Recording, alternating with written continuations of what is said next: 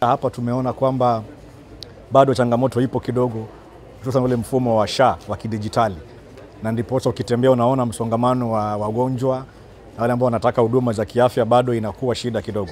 Ni ombi langu tu kwa Waziri wa Afya Mheshimiwa Aden Duale aweze kuweka mikakati zaidi kuhakikisha kwamba ile system ya SHA imefunguka na inafanya kazi, ndio yule mwananchi ambaye anategemea hii SHA aweze kupata huduma kwa haraka. Na pia niseme ni ombi kwa kaunti yetu ya Kwale waweze kuhakikisha kwamba wameweka mfumo wa kidijitali katika hospitali yetu, ndio ili hawa wagonjwa wakija hapa waweze kupata huduma kwa haraka, kwa sababu tunajua teknolojia imeweza kurahisisha mambo mingi katika usambazaji wa afya. Tuna changamoto kidogo ambayo tutahimiza county government ya Kwale iweze kutekeleza. Kwanza ni ile mambo ya kuweza ku-automate services. Hapa ndio tusikuwe na msongamano wa watu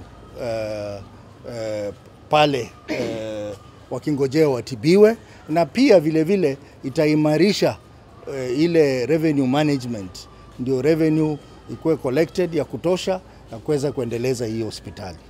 Manake kama sasa mgao wa mwisho ambao tumepata ni wa Januari 2025.